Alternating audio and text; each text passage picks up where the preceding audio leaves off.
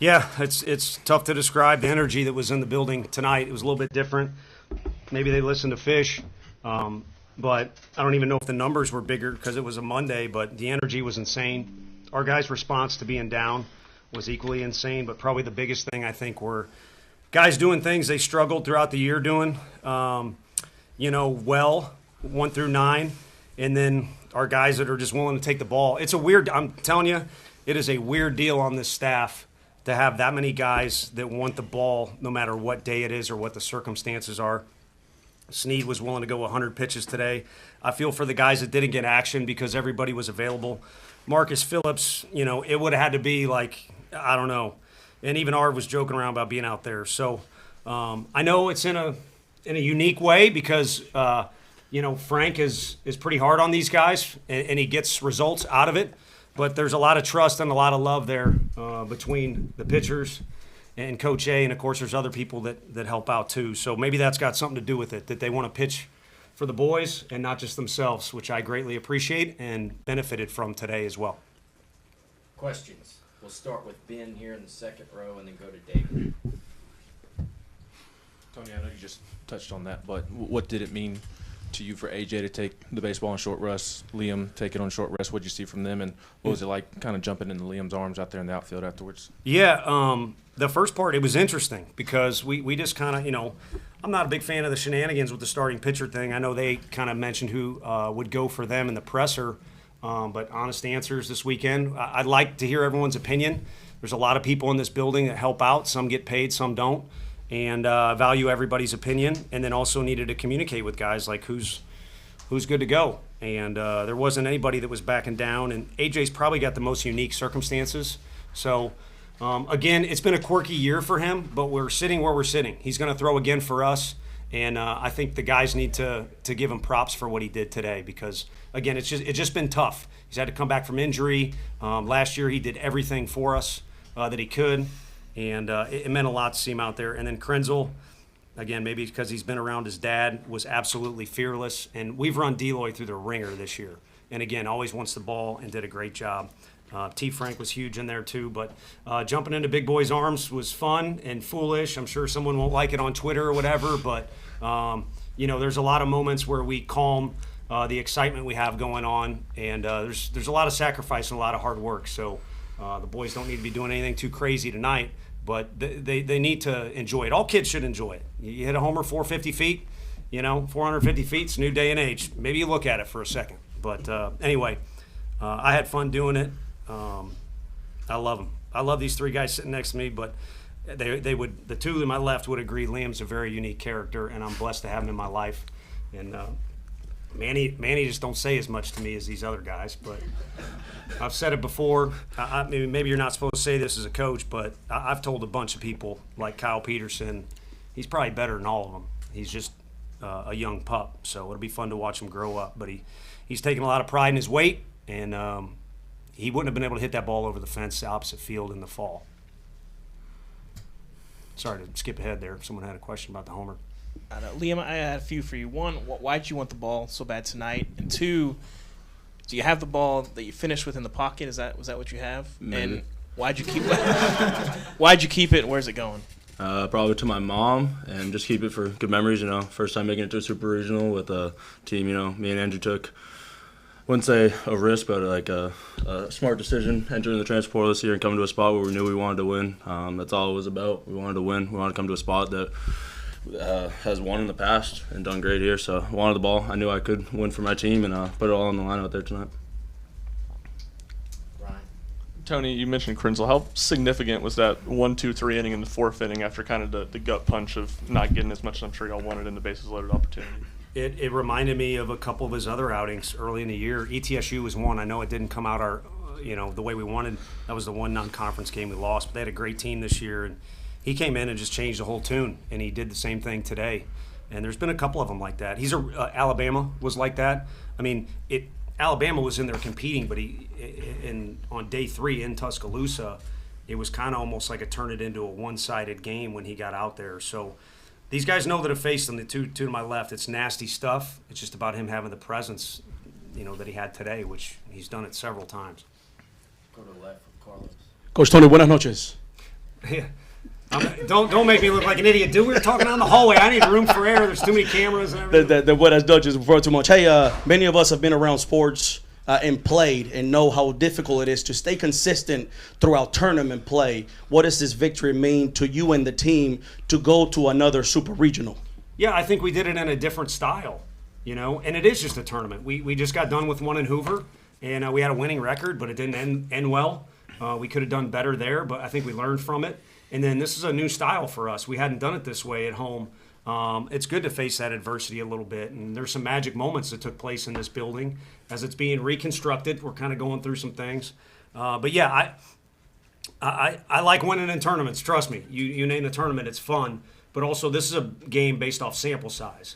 And I think it's only fair to judge people. And it's not just this game. Coach Barnes is a phenomenal example. His office not too far from us is, you get into a tournament, crazy things can happen. Like tonight or last night, how many crazy things happened. But to do things that are measurably over a consistent amount of time is something I'm shooting for at a younger age. But props to the coaches that have done that.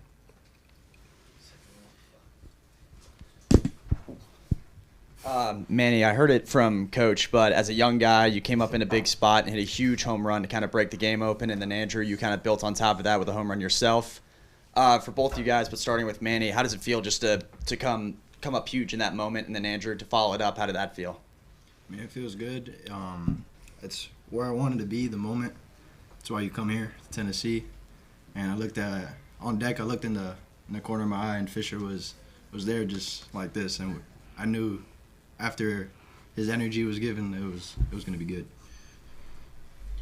Yeah. Sorry. No, I rarely try to, tinker with the freshmen when they're on the on deck circle. Like Coach said, they're still pups out there and they're still figuring it out. But I looked at Manny, and sometimes you never really know what's going through his head because he doesn't really say much. But he just kind of had a little bit of a different presence about him in the on deck circle. And when he looked at me, he just kind of nodded, and I was like, "Let's go, let's do this." And then he just got it done, and I lost my mind. I think from that moment when he hit the ball to I think Deloy's first out recorded, I just blacked out. Don't remember any of it. So, yeah, just super happy for him. Paige and Mike. Liam, just what was it like having Tony embrace him when he jumped on you and maybe a couple hard punches from him? And then Andrew, how was the crowd tonight? It was terrible. Just not the guy I wanted to see there. No, it was pretty awesome. Came here to play for that guy. Huge reason why I'm here still, and love him to death. And wouldn't want to play for any other coach. It's been a true treat this year just to be under his presence. The punches were hard. You agree? Nah, you gotta work with hot sauce. That was terrible. I was definitely pleased with the crowd tonight. Like Coach said, it's a different kind of atmosphere, and when you got, obviously there's only 9 guys out there on the field, but like Coach said, we got 50 guys willing to put anything on the line to win that game. Guys willing to risk whatever's happening with their arm or whatever, and they're not supposed to be out there in that spot, but we just got literally 50 guys that are the definition of what the sign says up here is I'll give my all for Tennessee. And I was just happy the way the crowd showed up and was behind us, and it really swung some of our momentum. And obviously these guys, they deserve, whether we play here again or not, moving forward for the next season and the season after that, I mean, the crowd should be like that every single time. We work too hard for that to not be the case. One for Liam and one for Tony. Liam, why was it so important to you that you could pitch in this game, and why did you make that known last night? And Tony, what was the vision for Liam tonight? Was it a guarantee he would pitch? Was it a situation? And what was your thought going into it? Just knew I was very prepared for the moment. I feel like I've gone through the ring now in the SEC, being there for 2 years, took in a lot of information last year, my first year, had some up and downs, and knew after all the build-up after this year, I'd be ready for what was my task. And, arm felt good enough yesterday, arm felt great today, and just going out there and giving my team a chance to win. And really, Coach had the trust in me to go out there and close the game for us tonight. Oh, well, I don't want to answer now that he said that. To be honest with you, a possible plan A was him starting the 5th and being in the middle of the game. And so, I mean, just being – I'd trust the guy with anything you could come up with, but I also care about him and didn't want to be in a position where he'd stretch out the pitch count a little bit too much. And also, didn't necessarily want to put him in a spot where it'd be a tough one for him. But that sounds foolish saying it now. Also, AJ was supposed to get past Wentz, and he kind of tricked me. I mean, if we make a catch in the outfield, Bargo's hammy's barking a little bit. We disagreed with something that happened, so Russell kind of tricked me, and I left him out there too long, so I regret that. And Krenz was kind of at the end of his rope too. So these kids have made a bunch of mistakes all year long. I think Fish kind of alluded to it a little bit. Our fans should appreciate consistency and not expect dominance in any sport. I know it's an SEC school, so that's going to fall on deaf ears. But they make mistakes. But like Fish said, they work their butts off, and there's a lot of passion. And at the very least, they're playing for each other as much as anything, and they're playing for UT right after that. And they're a very close 1-2, I can tell you that. So I made mistakes tonight. I wish I could have made it a 0, although this lineup, the Wake's got, it's impossible to make it 9 zeros. But could have made a couple decisions different, but wouldn't have it any other way having Liam throw the last pitch. Sam on the third row and then to Ben. For Andrew, Liam touched on, the risk you guys took coming here. He talked a little bit about it for you, but to go out this way with what he did on the mound, what you've done so far this postseason, just how rewarding is it to go through this with him? Yeah, I don't really know how much of a risk it was, right? Like, I feel very confident making that decision, and I think he did as well. And that was kind of part of our decision. Like, when we both looked at each other and we're trying to go do something together, it just made the most sense to us. We felt great about it, and we're here now and ready for opportunities to come moving forward. What was the second part of your question again? Just how rewarding is it to go through this process with him and Yeah. how you guys played tonight? I mean, he's my best friend. We lived together this year, last year. It's an amazing feeling, and I respect him more than I can describe with words. He like I said, he works really hard, and obviously you guys can see the results out there on the field. He's the best pitcher in the country. There's no one else I'd rather have the ball. Tony, what was the explanation you were given as to why Cannon was ejected? I was kind of wondering if we could post Liam's appearance against Fish when they were freshmen. That's why he's saying he's the best pitcher in the country, because of how that at-bat resulted. I can send it to whoever would like it. But the catcher celebrated the strikeout, as he should. We're in a regional, and Cannon said something back to him, as he should not. But, probably what he said to the catcher is something both dugouts said back and forth to one another the whole night long. So I don't know if it had to do something with a warning being out there or not. But so, I mean, I've sat in here, the Notre Dame game for one, which is relevant. I've sat in here, and I'd like to think these kids would say I've got their back as much as any coach they've been around, but it was foolish. First of all, take your walk, and then, because the ball wasn't close to being a strike, and then have some composure, especially in that situation, playing the scoreboard. But Cannon's always going to err on the side of working hard, if not working too hard, and playing hard, if not playing too hard. So it was a foolish mistake, and to be honest with you, the pot of gold at the end of the rainbow is Stone Lawless is probably up for Teammate of the Year award again 2 years in a row. He got some action, and he deserves it, and he's fully capable back there too. And your initial thoughts on going back to Arkansas? I guess did they win? Yes. Okay. They won last night. So, I mean, not that I didn't expect them to. I mean, I've talked to those guys before all this started, but I didn't know it was complete.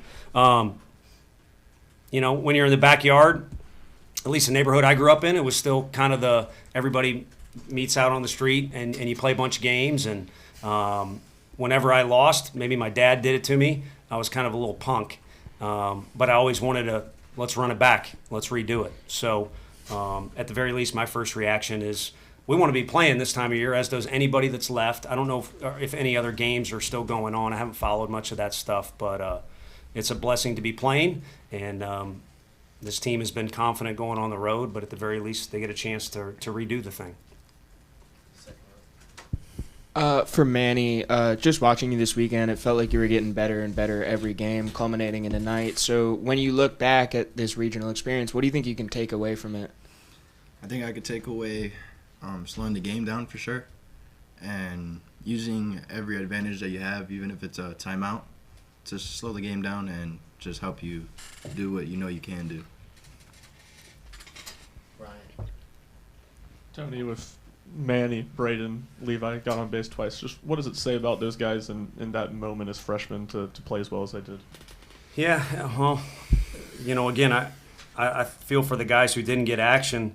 We yelled at these guys in the fall. Now, it wasn't these two guys, but we yelled at them in the fall, and the topic of conversation was some of the freshmen were showing less fear or were playing more fearless than some of the older guys. And, Tegan has that unique composure and competitiveness and isn't scared. And Newey certainly does. I don't think that kid's ever been scared of anything in his life. But now this time of year, whether it's the ones you mentioned or the other ones that maybe didn't get credit, they're not really freshmen anymore. I mean, they've had to play through the SEC, and it's hell. Coach Van Horn and I had that conversation last time we were in Fayetteville. It was the last weekend of the year, and it's by week 10, you could be the biggest competitor. You're kind of ready to move on to something else, or at least you can see the light at the end of the tunnel moving on to Hoover. So the teammates, the league, and their work ethic have got them in a spot where that's who they are now. All right, thank you, gentlemen, and congratulations. Yeah.